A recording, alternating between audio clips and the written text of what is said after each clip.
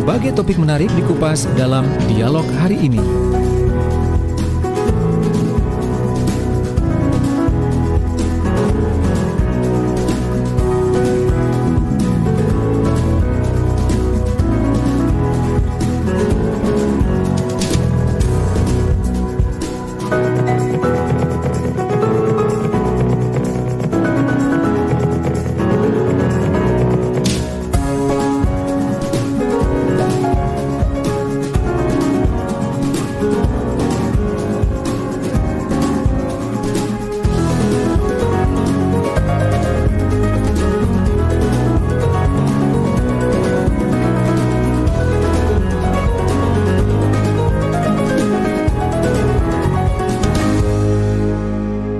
Baik sahabat Jawa Timur, kita kembali lagi di Ruang Psikologi. Masih akan membahas tentang tema pulihkan kondisi anak yang genting dengan trauma healing. Sudah bergabung bersama kita sahabat Dr. Dewi Retno Suminar MSI, psikolog dan dosen psikologi UNER. Kita sapa dulu. Assalamualaikum Ibu. Waalaikumsalam Mbak Isna. Apa kabar sore hari ini Ibu? Alhamdulillah baik, maaf ini orang lagi mobile gitu ya. Oh. Ya. Iya, alhamdulillah sehat. Semoga kegiatan aktivitas Ibu berjalan dengan lancar. Terima kasih Ibu sudah menyempatkan waktu bergabung dengan Suara Sidoarjo. Ya. Baik Ibu, sebagai pembuka kita membahas tentang pulihkan kondisi anak yang genting dengan trauma healing. Nah, untuk pembuka mungkin bisa disampaikan dulu Bu, yang dimaksud dengan kondisi anak yang genting itu yang seperti apa ya Bu? Ya, sebenarnya untuk sampai ke tahap trauma healing itu sebenarnya seorang anak harus benar-benar sudah terdeteksi bahwa anak tersebut dalam posisi trauma ya. Karena ini namanya kan trauma healing gitu ya. Posisi seorang anak trauma itu adalah ketika dia dalam posisi misalnya yang biasanya dia ceria, dia diam, dia menyendiri ya, sehingga kondisi-kondisi trauma yang dialami itu yang membuat dia berperilaku tidak seperti biasanya gitu ya. Jadi memang untuk dilakukan trauma healing itu harus benar-benar kita harus pastikan bahwa anak itu benar-benar trauma gitu ya. Jangan sampai akan berbeda dengan shock ya, shock. Jadi misalnya sekarang kan baru aja terjadi bencana, anak-anak mengalami bencana alam ya kemarin itu ya, nah di Lumajang gitu ya. Kita mau lihat ketika mereka mengalaminya itu mereka lagi shock. Nah shock itu tidak bisa kita lakukan trauma healing karena pada posisi ini anak-anak masih dalam posisi shock, jadi masih posisi kaget ya, jadi belum trauma. Trauma itu terjadi mungkin butuh seminggu lagi gitu ya. Misalnya seminggu lagi dia anak ini ketika tidur dia tidak bisa tidur nyenyak, gelisah, kemudian dia mengingat lagi misalnya kalau ada saudaranya atau barang-barangnya hilang atau apa gitu. Nah baru kita bisa mendeteksi bahwa posisi ini adalah lagi trauma gitu ya. Jadi ini yang perlu dipahami oleh para pemirsa semuanya gitu ya. Jadi jangan sembarangan untuk melakukan trauma healing gitu ya pada seorang anak gitu ya, karena memang harus dilihat dulu posisinya adalah kondisi psikologisnya dia benar-benar trauma, bukan shock gitu ya. Nah kalau untuk yang shock ini yang biasa kami lakukan adalah dengan PFI, jadi psikologi ke first aid atau pertolongan ya, atau ada istilah macam-macam ya. Ada yang menyebutkan dengan DPA ya, dampingan psikologi awal misalnya, atau juga yang mengatakan BPA gitu ya, bantuan psikologis awal. Jadi memang benar-benar membantu di awal ya, di awal dia mengalami hal-hal yang tidak menyenangkan. Satu contoh yang tidak menyenangkan yang biasanya memberikan dampak trauma itu adalah kekerasan ya. Kekerasan itu kekerasan bisa di dalam keluarga, kekerasan di luar keluarga itu bisa menimbulkan trauma gitu ya. Ada beberapa anak yang dengar suara apa, misalnya suara ayahnya aja sudah dia lari. Kemudian ini pernah saya juga membantu seorang keluarga mendengar suara bapaknya, dia lari langsung sembunyi di dalam kamar dan kemudian dia sudah bergetar gitu. Nah ini sudah trauma dia. Oke. Dengar suaranya aja gitu. Jadi yang seperti ini biasanya kami membantunya baru ke trauma healing. Tapi kalau misalnya masih bisa diatasi dengan pertolongan pendampingan awal psikologisnya, shocknya bisa kita turunkan dan besoknya dia bisa tidur nyenyak, bisa misalnya tidak ada masalah, tidak teringat-ingat lagi dengan sesuatu hal yang membuat trauma, maka sebenarnya dia sudah tidak mengalami trauma gitu ya. Ini yang mungkin perlu dipahami. Gitu. Baik, Bu Dewi, ini rada susah tidak sih membedakan antara shock dengan trauma pada anak? Ya, satu hal yang memang pada anak itu pendekatannya berbeda nanti dalam pendekatannya ini ya. Ada satu hal yang perlu dipahami. Ketika kita menanyakan kepada anak, pasti jawabannya ya dan tidak tahu, ya. Atau kemudian dia mengangkat bahunya ketika dia diajak berbicara seorang anak, ya. Apalagi dia mengalami shock. Nah, untuk membedakan pada seorang anak adalah ya, ketika tidur orang tua kan bisa melihat ketika tidur anak ini gelisah, dia biasanya tersenyum, dia reaksinya menjadi lebih dia menyendiri, dia diam, ya itu kan.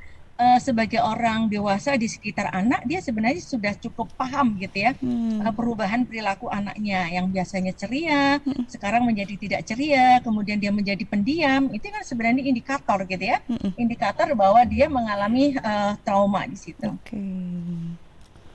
Cukup ada ciri-cirinya. Selain ciri-ciri secara psikis, mungkin ada ciri-ciri secara fisik, mungkin ada lesu atau mata memerah atau menghitam begitu.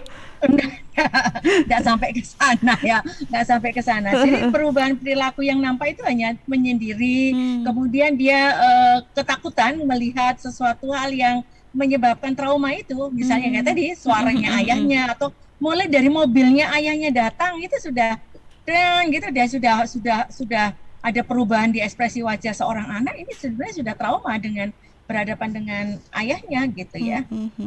Mungkin dia melihat, misalnya satu contoh ya, satu case gitu ya, seorang anak dia melihat ayahnya melakukan kekerasan kepada ibunya. Sebenarnya kan dia hanya menyaksikan. Nah ini yang perlu dipahami. Jadi trauma itu bisa jadi tidak dia alami, tetapi seorang anak ketika dia melihat orang tua ayahnya memukulin ibunya. Ketika dia memukulin ibunya, misalnya anaknya melihat, maka dia akan melihat bahwa ayahnya ada sebagai orang yang keras, yang jahat menurut persepsi si anak gitu ya. Dia shock kan. Ini lama-lama kalau itu sering kali dilakukan oleh seorang bapak kepada istrinya dan disaksikan oleh si anak, maka si anak ini lama-kelamaan bisa trauma dengan dilihat dari perubahan perilakunya. Misalnya kalau misalnya mobilnya ayahnya datang aja dia sudah lari gitu ya, atau kemudian ketika ayahnya berbicara dengan ibunya, berkali-kali anak ini melihat kepada ekspresi ibunya gitu ya. Jadi sebenarnya ini anak sudah mengalami ketakutan. Nah ibu yang tahu harus bisa mendeteksi ini gitu ya. Seperti kapan dulu saya pernah, bisa dibayangkan ini bapaknya ini sebenarnya hanya memperlakukan pada anaknya ini sebagai seorang seperti dia ini maaf, ini bukan dia seorang angkatan gitu ya. Misalnya kemudian dia biasa disiplin kayak gini, ternyata disiplinnya itu sangat keras sekali ya, dibawa ke rumah gitu ya. Pendekatannya pendekatan komando gitu ya. Nah ternyata si anak ini pada traumatisnya adalah ketika si ibu ini melaporkan kepada kami, ya satu contoh adalah lari gitu ya, ketika mobilnya ayahnya datang itu dia sudah sembunyi, ini lari gitu, gitu lari sampai masuk kamar ya. Nanti kalau misalnya ayahnya sudah mulai ganti baju dan udah tidur gitu atau apa gitu ya, atau apa, dia baru keluar dengan tenang gitu. Jadi ibu yang paham pada perubahan perilaku anaknya memang sebaiknya harus segera melaporkan gitu. Karena dengan segera melaporkan kan segera tertangani dengan bagus gitu. Memang psikologi anak-anak itu kompleks ya Bu ya? Ya, karena anak belum bisa berbicara, jadinya orang-orang sekitarnya yang harus cepat tanggap gitu. Yang dewasa yang harus ngalah, yang Ya, memahami harus cepat begitu ya. tanggap gitu, harus Tapi peka gitu. sayangnya kalau saya lihat beberapa data ya, Bu, kasus Mm, kekerasan anak memang dimulai dari kesalahpahaman atau tidak saling memahami antara dewasa dengan anak-anak. Iya, jadi memang ada sih memang kasus yang seperti itu memang ada gitu ya. Baik, Bu, ini tadi sudah disebutkan ya tentang antara shock dan trauma, kemudian ciri-ciri trauma itu seperti apa, mulai dari perubahan perilaku dan beberapa perubahan-perubahan kebiasaan anak-anak. Bagaimana dengan first aid atau pertolongan pertamanya?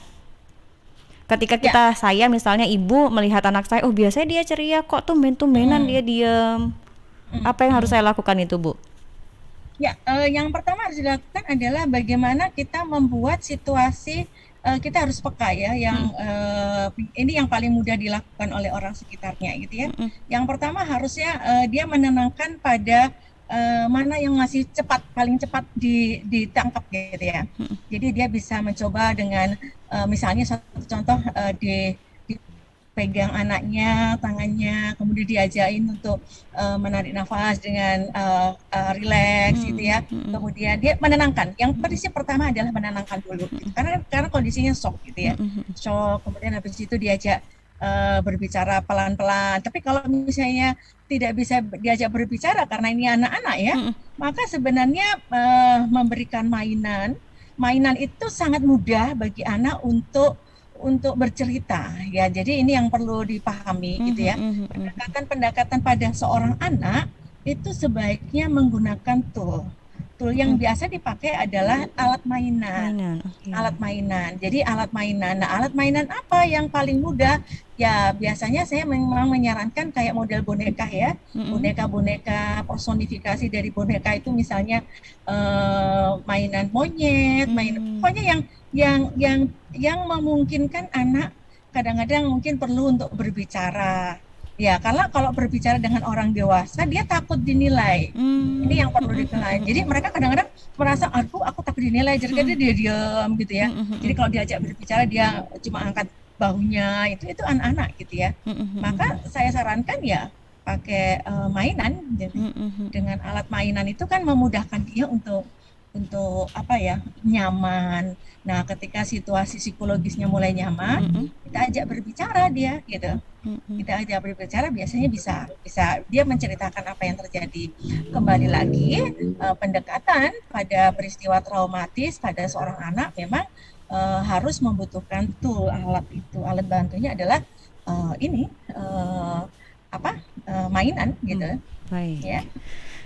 Baik, Bu Dewi, saya pernah baca di salah satu jurnal psikologi ya, Bu, bahwa ada anak yang masih usia anak-anak ya, masih di bawah 10 tahun itu sudah pandai memanipulasi keadaan. Nah, apakah misalnya Bu Dewi dia sadar bahwa dia ketika trauma atau ketika mengalami menunjukkan sikap-sikap trauma seperti menyendiri, berdiam diri dan sebagainya itu akhirnya mendapatkan mainan misalkan.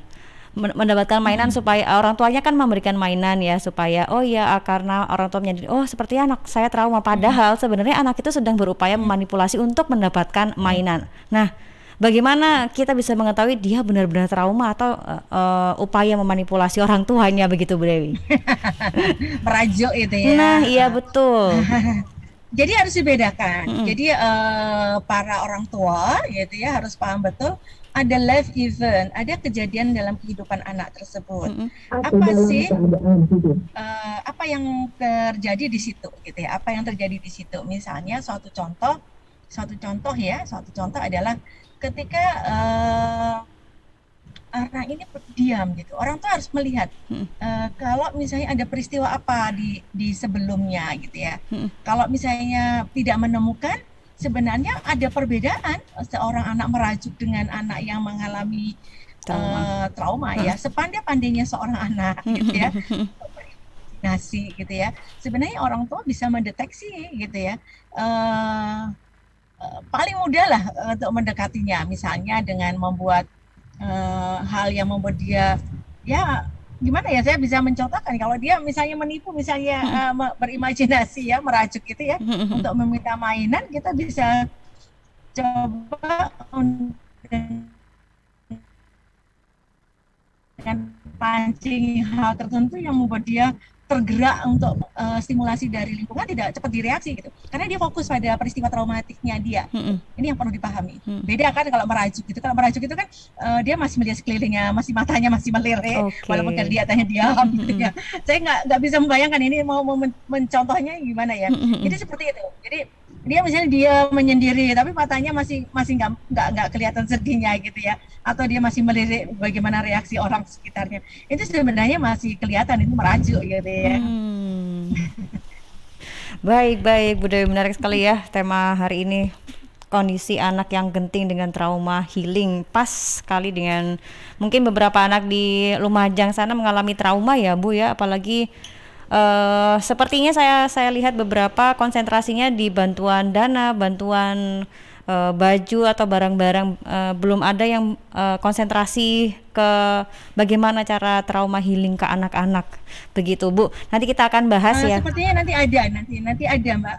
Sebenarnya sekarang kita sudah himpunan psikolog ya. Mungkin saya sampaikan juga mungkin karena ini ada di Lumajang itu ada di kita himpunan psikologi dari Jatim gitu ya, HIMSI Jatim kan, himpunan psikologi Jatim itu namanya HIMSI Jatim, yang untuk di daerah Jember itu sudah backup nanti karena memang untuk dilakukan trauma healing kan harus butuh assessment dulu, artinya benar-benar ini traumanya atau masih shock gitu ya. Nah nanti akan dibantu oleh himpunan psikologi Indonesia. Jadi kita sudah koordinasi, ini ada beberapa teman karena pengurus HIMSI Jatim adalah kolega kami di Universitas Erlangga gitu ya. Jadi dosen di Universitas Erlangga, sehingga kami bisa menyampaikan hal ini di forum ini gitu ya, buat teman-teman yang mengalami hal tersebut gitu. Baik Bu Dewi, ternyata sudah ada ya, alhamdulillah ada yang konsentrasi pada anak-anak, karena anak-anak kan generasi ke depan, masa depan bangsa. Bu Dewi, nanti kita lanjutkan setelah jeda iklan ya Bu Dewi, tetap bersama kami di Ruang Psikologi. Baik, baik sahabat Jawa Timur, kami akan segera kembali di Ruang Psikologi masih dengan tema pulihkan kondisi anak yang genting dengan trauma healing. Suara Sidoarjo, lembaga penyiaran publik lokal pemerintah Kabupaten Sidoarjo. Ya, sahabat, seiring bertambahnya usia, tubuh mulai bersifat asam atau asid sehingga mudah terserang penyakit. Segera perbaiki pola makan dan perbanyak asupan alkaline seperti sayur, buah, dan Cheers Alkaline Power. Cheers Alkaline, air minum kesehatan dengan pH tinggi 8,5 yang setara dengan sayur dan buah. Punya 6 manfaat: meningkatkan metabolisme dan daya tahan tubuh terhadap virus, menjadi antioksidan alami pencegah kanker, menjaga kekuatan tulang dan gigi, membantu penyerapan mineral lebih efektif, membantu hati dan ginjal, membuang racun dari tubuh, dan mencegah sakit mah.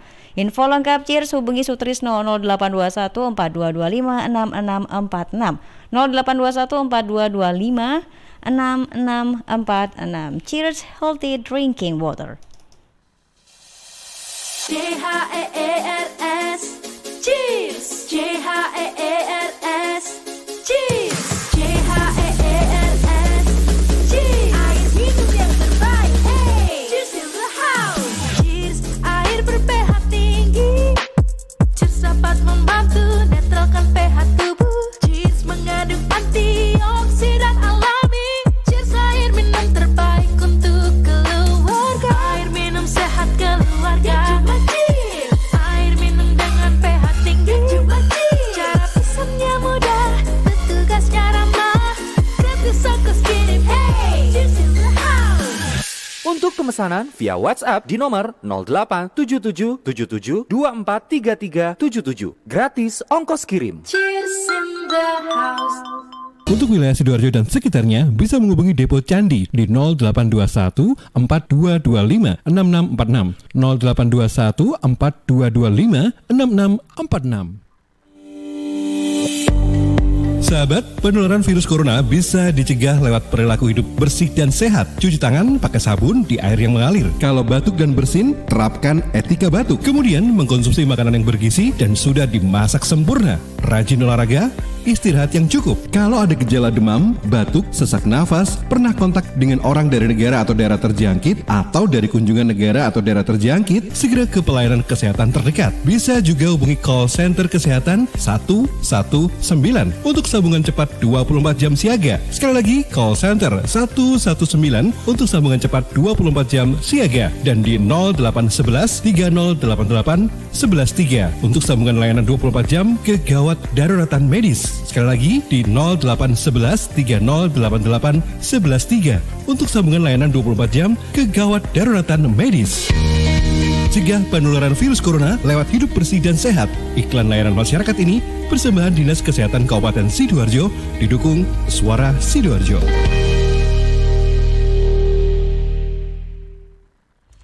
Rokok opo ki? Kok putihan? Ya rokok kok, ya murah, ya akeh. Rokok ilegal ki. Masa rokok ilegal iki? Yo ki. Lah awakmu kok roh nek iki rokok ilegal? Rokok ilegal iki gak nek pita cukene. Samen paling roe bandrol kuwi lho. Rokoke kudu enek merek karo nama perusahaane sing terdaftar ndek Bea Cukai. Lokasi pembuatane ndek kene ya gak enek. Terus ndek kene rokok ilegal iki gak enek gambar karo peringatane teko pemerintah. Berarti rokok ilegal gak resmi no? Aduh ya mesti to Lemul. Rokok ilegal merugikan negara. Mergo ora mbayar cukai sing digembangun negara. Walah tutu, sepenting wong-wong gak roh. Loh, gak iso lagi. Makane to Le, tuku sing pasti-pasti ae. Aja ngawur. Laporkan peredaran rokok ilegal ke kantor Bea Cukai terdekat atau hubungi nomor 1.500 225 1.500 225. Iklan layanan masyarakat ini dipersembahkan Bea Cukai Sidoarjo. Ayo, ngewangi Bea Cukai, berantas rokok ilegal. Bea Cukai Sidoarjo, fokus mengawasi, tulus melayani.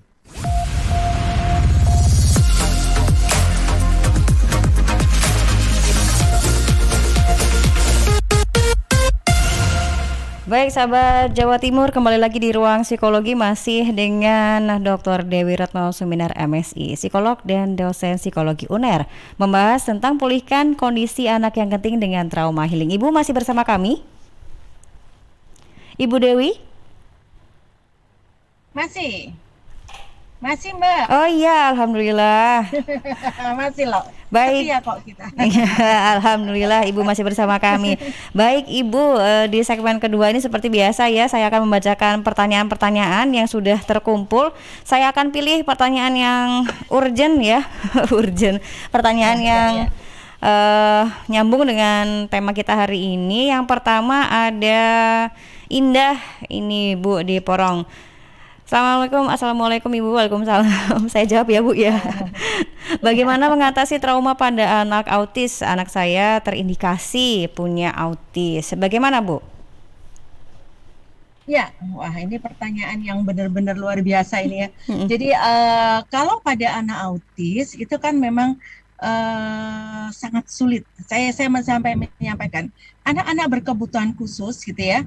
Itu memang sangat sulit untuk dilakukan pendekatan untuk mengetahui traumanya. Cuma memang yang perlu kita pahami memang tergantung dari shadow, dari caregivernya atau dari GPK-nya, guru pendamping khususnya pada anak-anak yang berkebutuhan khusus ini. Karena mereka lah yang lebih tahu apakah anak ini mengalami trauma apa enggak. Tapi yang perlu dipahami, anak-anak autis ini kan proses untuk pemahaman dalam interpersonal relationship-nya kan mengalami lag ya, mengalami hambatan gitu ya. Sehingga bisa dipahami pada anak-anak autis itu selama ini ya, saya sepengetahuan saya dan sepengalaman saya tidak pernah menemukan anak-anak sampai ke trauma pada anak autis. Tetapi pada anak RM gitu ya, karena mungkin beda anak autis dengan anak RM, anak retardasi mental. Kalau anak retardasi mental adalah anak-anak yang benar-benar di dalam otaknya sulit untuk mencerna ya, sehingga kadang-kadang anak-anak yang model retardasi mental ini yang seringkali dimanfaatin, dibully oleh orang lain, kemudian dia mengalami ya itu. Nah, kembali lagi pada anak-anak yang autis memang tidak mudah. Tapi jujur aja karena saya tidak berpengalaman gitu ya, berpengalaman langsung menangani pada anak autis ya, jadi menangani case autis yang trauma. Tapi kalau autis biasa saya masih bisa berinteraksi, memberikan saran, memberikan beberapa pendekatan. Tapi yang penting adalah pada anak autis memang mengalami kesulitan dalam melakukan interpersonal relationship. Tetapi mereka bukan mengalami lag di dalam kognisinya, sehingga dia bisa mencerna dengan bagus gitu ya. Yang menjadi masalah itu pada anak-anak yang RM biasanya. Untuk mendapatkan trauma-trauma itu lebih banyak pada anak-anak retardasi mental. Karena perundungan yang dilakukan oleh orang sekitarnya pada anak RM ini, karena kemampuan otaknya untuk mencerna itu kadang-kadang tidak sebagus anak-anak yang di autis gitu. Begitu Mbak. Baik, terima kasih. Itu ya Bu Indah, jawaban dari Bu Dewi mungkin bisa diterapkan. Mungkin konsultasi dulu ya Bu ya, paling tepat ya, konseling dulu. Yang penting gini, anak autis itu kan ada shadow ya Mbak ya, ada pendamping. Tidak pernah selama ini anak autis itu dilepas sendiri biasanya. Karena untuk membantu pada relationship dia dengan orang lain gitu ya. Nah, sebenarnya orang-orang di sekitarnya inilah yang sebenarnya bisa sangat membantu untuk mengawasi, untuk melihat perubahan perilakunya gitu ya.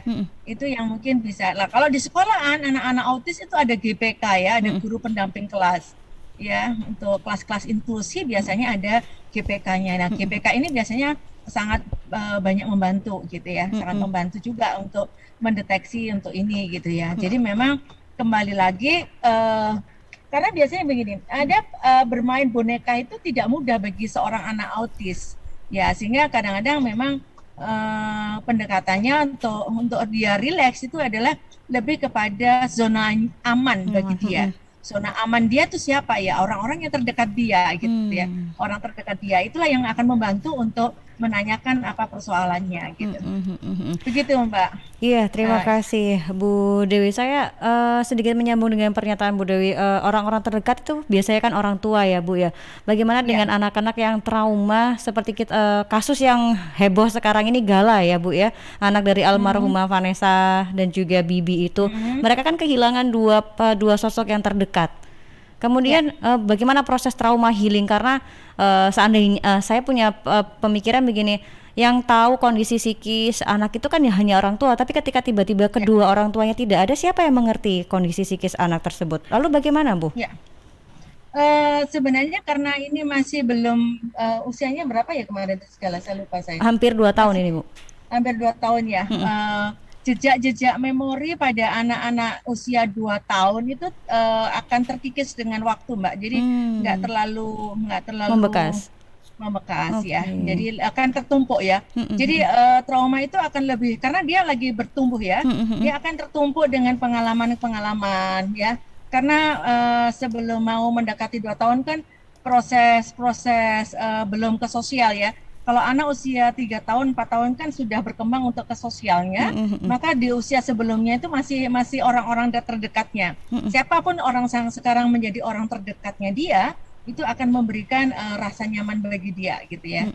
Sehingga kadang-kadang itu tidak akan menimbulkan trauma tentang tidak adanya. Nah, itu mungkin akan menjadi suatu hal yang mungkin menjadi cerita menyedihkan di masa yang akan datang bagi dia gitu ya. Ketika dia melihat koran, melihat apa, ketika orang tuanya, tapi itu akan membuat trauma sih enggak gitu ya, enggak akan gitu. Baik Ibu, terima kasih. Kita beralih ke pertanyaan selanjutnya ya Bu. Ada Rini di Porong. Ibu, saya Karang Taruna dan ditugaskan berangkat ke Lumajang. Ini kegiatan apa yang bisa saya lakukan untuk trauma healing ke anak-anak? Oke. Kembali lagi ini di sini istilah trauma healing yang dimaksud mungkin bukan trauma healing yang sebenarnya ya. Karena kalau trauma healing yang sebenarnya nanti ada model-model exposure, ada terapi ya. Fasenya banyak mungkin ya Bu ya. Ya ada exposure terapi, ada CBT, cognitive behavior terapi, karena itu sudah mengarah kepada traumatiknya. Traumatic event yang benar-benar sudah ke klinikal ya. Lah untuk yang seperti ini memang perlu dilakukan oleh orang yang berpengalaman. Nah, tetapi buat Rini yang akan berangkat ya dari Poronggi yang berangkat ke Lumajang, aktivitas yang paling mudah ya Kak, saya sarankan aktivitas yang paling mudah. Satu, ya, menggambar. Ya, menggambar. Kemudian yang kedua, bernyanyi. Bernyanyi, ya, bernyanyi. Bermain yang mengeluarkan energi ya, energi. Misalnya main sepak bola dengan corong ya, dengan corong, misalnya dengan corong di muka gitu ya. Jadi sehingga dia melihat bolanya tuh kecil, kesulitan, karena kecil gitu ya. Nah itu satu hal yang mungkin membuat dia happy dan itu dia bisa dilakukan di lapangan ya. Itu sangat membantu sekali ya untuk melupakan sesaat. Jadi lakukan aktivitas yang menyenangkan gitu ya. Gitu. Bagaimana itu Bu? Kalau yang dongeng dengan puppet itu apa bisa membantu Bu? Bisa aja gitu. Dongeng dengan puppet bisa aja gitu. Ya, jadi dengan puppet show itu bisa ya, puppet show bisa. Cuma kembali lagi ceritanya harus sesuatu hal yang positif gitu ya. Jadi kalau dia pakai puppet show ya harus yang positif gitu, gitu ya. Jangan sesuatu yang negatif gitu ya. Aku kuat, aku menjadi orang yang ya itu yang akan mungkin membuat dia menjadi lebih nyaman. Memberikan afirmasi positif kepada anak-anak. Baik, terima kasih Bu Dewi. Selanjutnya Bu Dewi, ini ada Yanti di Waro. Saya seorang pengasuh, kesulitan mendekati anak yang orang tuanya baru saja bercerai. Ada saran untuk saya kah Bu? Begitu. Ya, sayangnya tidak tahu ya usia berapa itu. Nggak ada penjelasannya. Iya, saya juga nggak tahu Bu.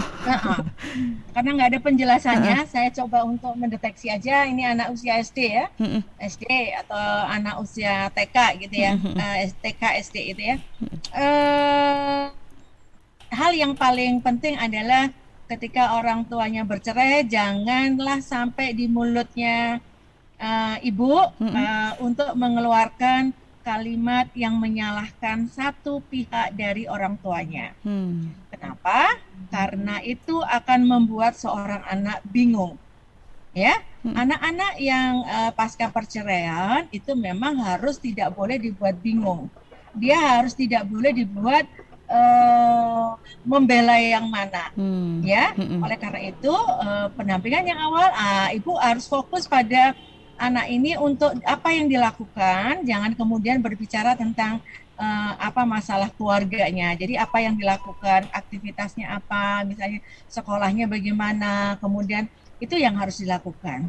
Perbanyaklah untuk melakukan ini ya, touching dengan merangkul, dengan kemudian berbicara. Dia tergantung dari anak ini ya, usia berapa. Ya, tapi kalau usianya sudah lebih besar gitu, diajak untuk berbicara, ngobrol gitu ya. Kalau udah kuliah atau misalnya SMA itu kan sudah berbeda nanti pendekatannya. Ya, anak-anak yang SMA mungkin bisa lebih mudah untuk diajak dialog gitu. Baik, ya?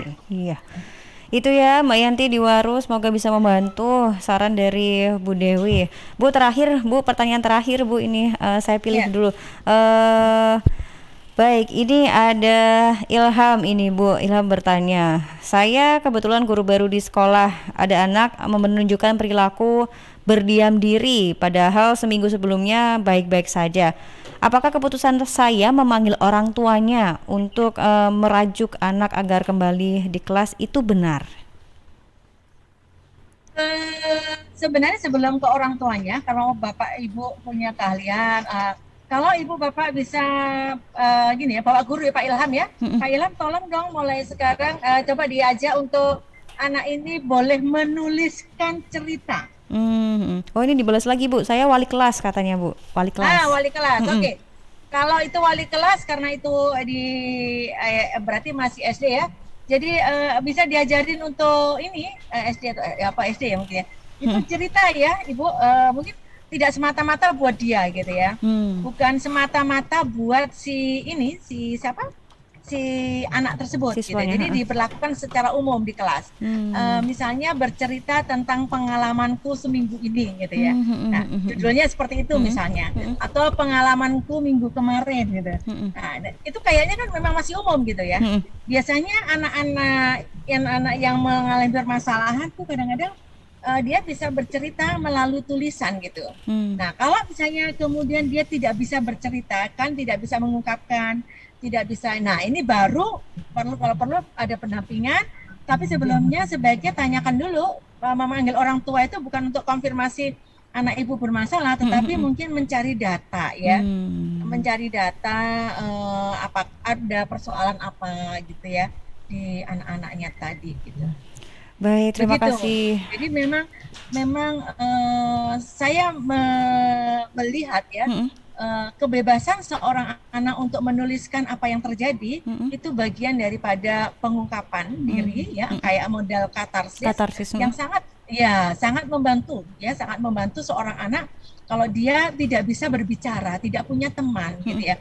Oleh karena itu memang saya sarankan pada beberapa guru aktivitas mengarang kalau perlu tetap dijalankan ya, karena itu sangat membantu sekali untuk mengekspresikan gitu ya. Iya betul, menemukan hal-hal yang janggal, menemukan hal-hal yang bermasalah dari seorang anak itu dari situ. Ya, terima kasih Bu Dewi. Pak Ilham, itu ya bisa diaplikasikan mungkin. Benar salahnya tidak ada yang salah, sepertinya mencoba-coba namanya juga mencoba ya Bu ya. Iya betul. Baik, terakhir Bu Dewi sebagai closing statement, mungkin apa bisa memberikan sebuah kesimpulan atau mungkin saran untuk trauma healing pada anak-anak? Ya, pada beberapa pemirsa yang ada di rumah gitu ya, beberapa pemirsa di rumah, saya ingin sampaikan gitu ya, janganlah langsung mengklaim bahwa seorang anak mengalami trauma. Kita harus melihat dulu aktivitasnya, karena kalau suatu kejadian yang biasa mengalami menjadikan trauma ada beberapa ya, misalnya kekerasan, kemudian adanya kematian pada pasangan atau orang yang di sekitarnya, orang yang terdekat yang dicintai itu, atau menyaksikan ya ini pada anak, karena anak itu proses imitasi, proses modeling ya, karena itu dia kadang-kadang bingung kalau menghadapi orang tuanya saling bertengkar atau saling bermusuhan gitu, karena dia menyaksikan hal seperti itu akan lebih mudah memunculkan trauma pada seorang anak. Oleh karena itu saran saya pastikan dulu sebelum melakukan trauma dulu. Nah, trauma healing pada seorang anak bisa dimulai dengan memberikan sebuah mainan, gitu ya, memberikan sebuah mainan, mengajak dia bernyanyi, menggambar, gitu ya, kemudian bermain yang melakukan aktivitas fisik untuk menguras energi sehingga emosi-emosi negatif dalam dirinya bisa keluar ya, dan ini akan melegakan bagi dia. Dan kemudian juga yang paling penting adalah berikan kesempatan mereka untuk menuliskan, mengarang, karena itu akan membantu bagi anak-anak yang sulit untuk berbicara. Ya, begitu. Baik, begitu Mbak Isna. Iya, baik, terima kasih Bu Dewi, sarannya luar biasa sekali, bisa kita terapkan untuk mengatasi shock dan atau trauma pada anak-anak. Iya. Terima kasih Dr. Dewi Retno Sumina, psikolog dan dosen psikologi UNER. Sehat selalu Ibu. Yo, terima kasih Mbak Isna. Salam buat teman-teman yang ada di sana. Baik. Sehat selalu. Wassalamualaikum warahmatullahi wabarakatuh, Ibu. Waalaikumsalam warahmatullahi. Baik sahabat Jawa Timur, berakhir sudah ruang psikologi sore hari ini ya, membahas tentang pulihkan kondisi anak yang genting dengan trauma healing bersama Dr. Dewi Retno Sumina, MSI, psikolog dan dosen psikologi UNER. Semoga bermanfaat. Kita ketemu lagi insya Allah Jumat depan di ruang psikologi. Saya Isna Safira pamit. Terima kasih. Sampai jumpa. Wassalamualaikum warahmatullahi wabarakatuh. Suara Sidoarjo, lembaga penyiaran publik lokal pemerintah Kabupaten Sidoarjo.